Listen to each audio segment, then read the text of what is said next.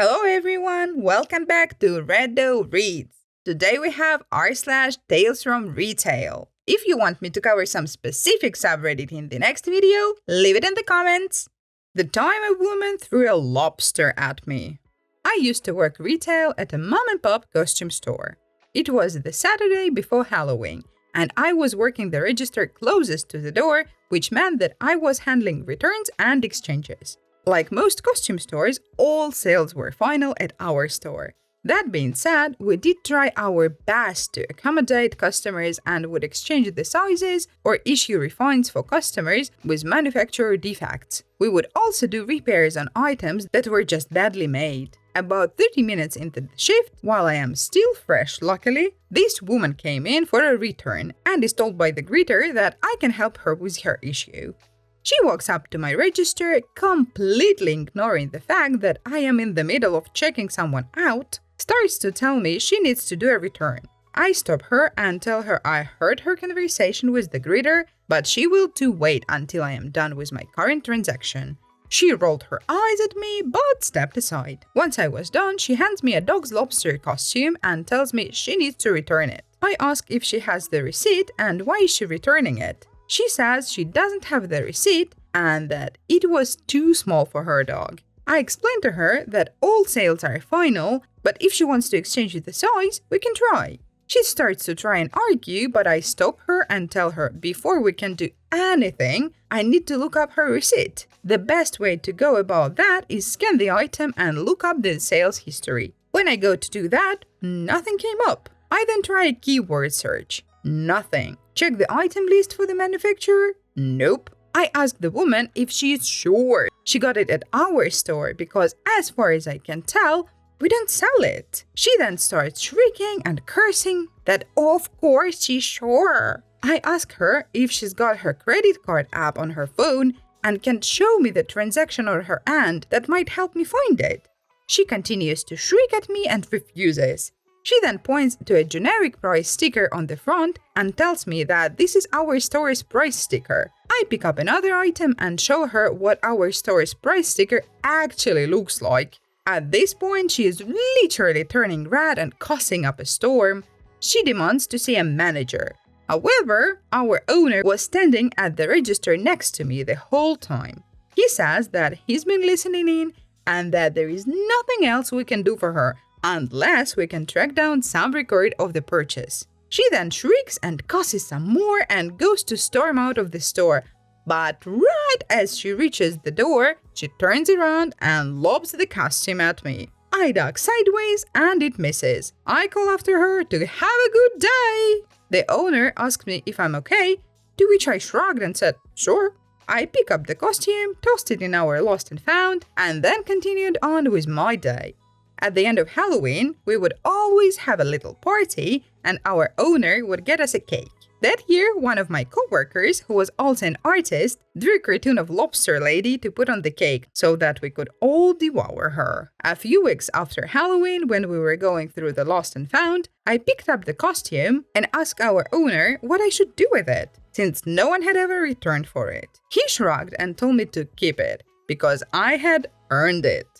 When I read the title of this story, I was like, oh, poor lobster. But after reading this story, I'm going, oh, poor dog.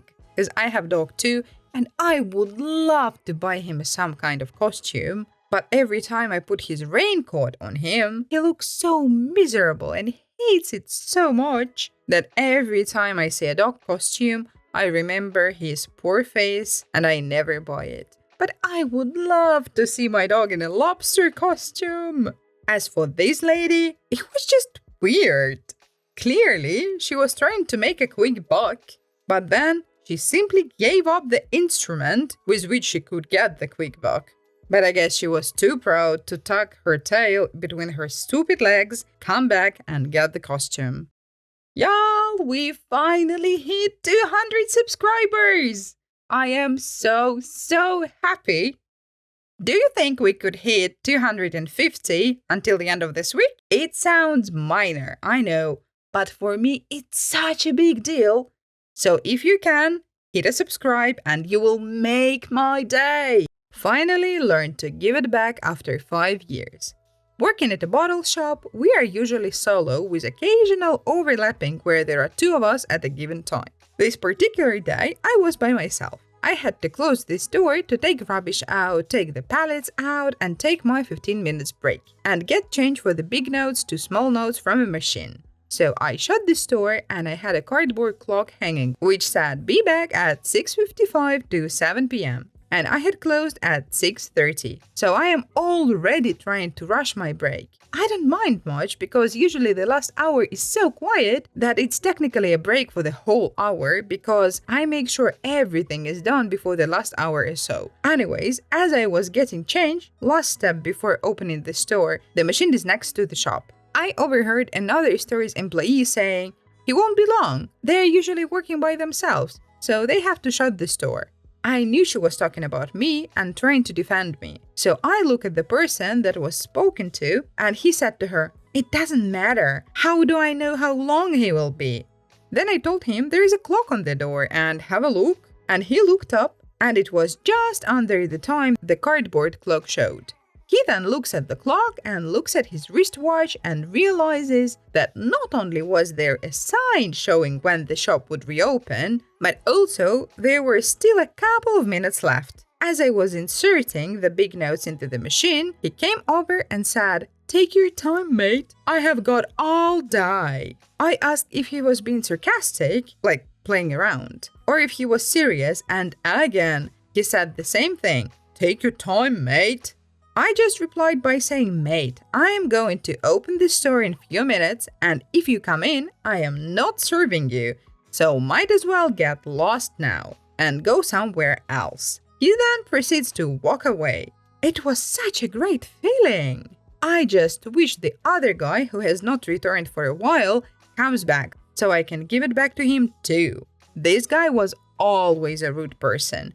One time we ran out of bags. So he asked me for a bag. I said, "Sorry, we ran out." To which he says, "Well, get some. How hard is it?" I really wish OP's manager doesn't read this subreddit. Because I personally understand that the dude was being a butthole and he totally deserved what he got. But I think the manager would be like, "No, we serve every customer, no matter what. 100% satisfaction guarantee." Another thing I wonder, maybe he doesn't know how to read the clock, so he really did not know when the shop will reopen. What? Let me set the scene. A young woman still currently working as a cashier at a hardware store that primarily likes a color that is the same name as a fruit. Been working for the company for over 5 years. And on one particular day happens to have a family go through their line. This is a family of middle-aged gentlemen and a middle-aged woman with their 2 children, 1 boy and 1 girl. The girl looks about 7 years old and the boy looks about 5 or 6. The cashier starts ringing up the items just as usual as they've been trained to do. And the gentleman decided to ask if the wooden trellis that he has that literally has a small chip out of it, not even an inch, if he could get a discount on it. To appease the gentleman, the cashier offered 10% off, because they have a lot more trellis if the gentleman would like to get a different one instead, because it is a very small chip. The gentleman tries to haggle and tries to get 30% off. The cashier, firming their decision, says 10%. The gentleman made a remark that he would be able to get that 10% with military discount. As this continuing this entire time, there is another associate just standing there watching because they are waiting to help load the 3 carts.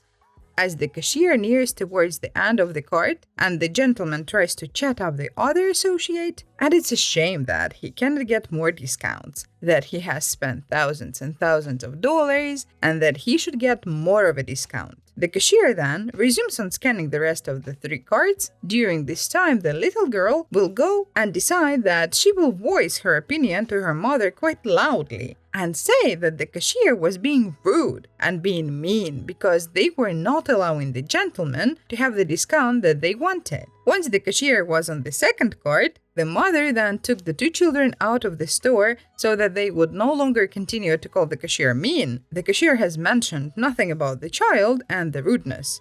The gentleman tried to have it where there was more item for discounts, such as a broken bag of soil and 2 bags of rocks that have 2 tiny holes. The cashier says that for the soil bag they could do half off since it is a quite big hole where the bag is almost ripped in half, but they only can do 20% on the bags of rocks. The gentleman again tried to argue for more of a discount, and the cashier had to explain that they could understand the discount of 50% off for the bag of soil because it was ripped open, that if they were able to repair the bag with a piece of tape, they would be charged the full price. She asked the gentleman if he would like her to go get a piece of tape. He said no. And finally, right before the valiant cashier hits the total button, he taps one more time to get more discounts.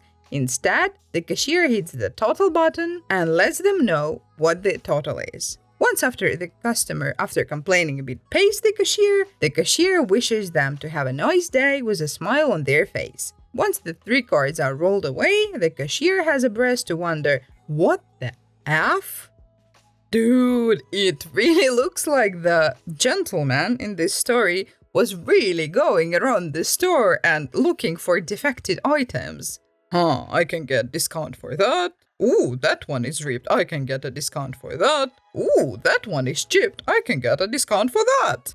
No, I mean, I do understand the thrill of a good deal. But you have to have a lot of spare time on your hands to be able to really look around and find those items.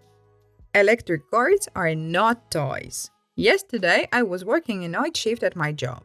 Like most retail stores, we have electric cards that are meant for use for people who either have difficulty walking or cannot walk at all. I was entering the store an hour from closing when I witnessed an appalling sight.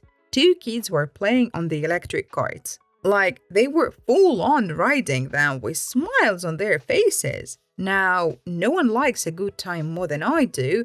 However, those carts are meant for use for handicapped people. They are not toys. I sternly told the 2 boys to get off the carts and that they are meant for use by handicapped people. With the biggest smile on his face, one of the boys said that he had just walked 60 miles. In what universe is that comparable to being handicapped? I got my manager who promptly dealt with them. Generally, the kids who come into my store are very well behaved for the most part, but this is unacceptable. By the way, these 2 boys were middle school aged, definitely old enough to know better. Oh, this kind of stories really upset me. I mean, there is no that much drama in this situation, but I'm just so tired of people not knowing better. Because I've seen so many times kids riding them as it is some kind of a free attraction, and more so even when their parents were around, which was heartbreaking for me because I can give a little slack to the middle school kids, but I cannot give any slack to adults who let this happen. Thank you for listening. I hope you enjoyed. You can also watch this awesome video or that awesome playlist. See you next time!